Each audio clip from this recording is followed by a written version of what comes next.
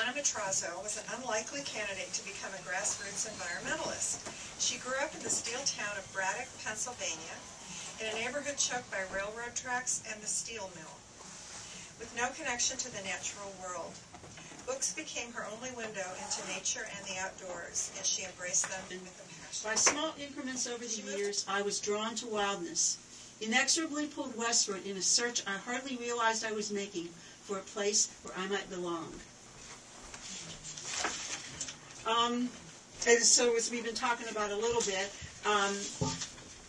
part of my story is what I might call the fun side of environmental activism that you don't really hear about so much, and the kind of friendships. And actually, so Dave is kind of an example of the people who are in the stories in my book, although I'd say Dave, getting a chapter all to himself is probably a little more special, but Dave has seen, I'm going to embarrass you now, but he is, he is someone who fell in love with purple martins, and he has pretty much single-handed, this is a sensitive species in this state, he has pretty much single-handedly brought back the purple martins. And when you go along the channel of Sylvia Island, you see all those boxes there.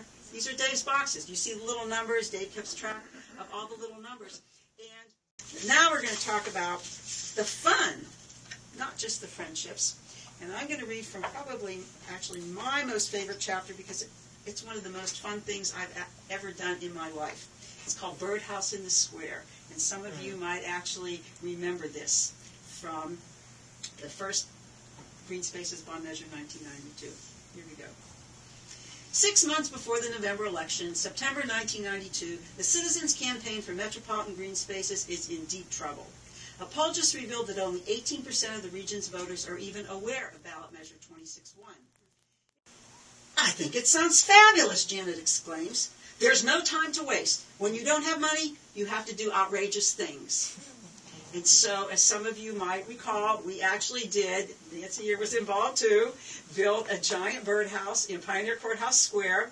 We ended up with, actually, Jonathan Nicholas, who was a columnist for the Oregonian then, said that we were going to have Mike stay in it the first night and other celebrities staying at different nights, and Jonathan said, no, you don't need celebrities. It would be a better story just to have one person stay in the house the whole time. So we actually found a guy and his little son. I think his son was 4 years old. And they lived in this house for like a week. And we got all this publicity. And it was really, truly one of the coolest things I have ever done in my life. But remember, only 18% of the people ever heard about this Measure 26-1. So that first bond measure failed.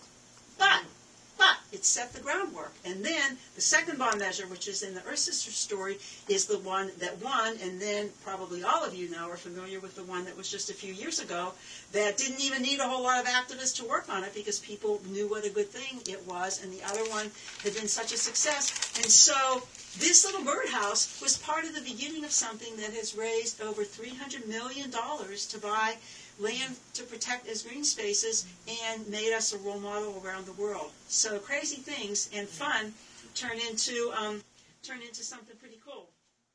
Hummingbirds return faithfully to the same place each year. I didn't know that on March 26th, my second spring on Sovi. I stood talking on the phone near my desk, marveling at flocks of red-winged blackbirds and evening grosbeaks. Suddenly a glimmer caught my eye, and I noticed a hummingbird hovering anxiously at the same spot, now empty, where I'd had a feeder the previous summer. This bird had flown, perhaps, from its winter home in southern Mexico, over the turquoise Bay of Campeche, over the antique ruins of Teotihuacan, past palm trees of San Diego County, above the Mojave Desert, possibly the very day the desert wildflowers burst into bloom, beyond the Sierra Madres, up the San Joaquin Valley, around Mount Shasta, over the Siskiyou Mountains, and through the Willamette Valley to precisely the middle of my side office window. I excused myself from the phone call. I have to go outside and feed a guest. Thank you.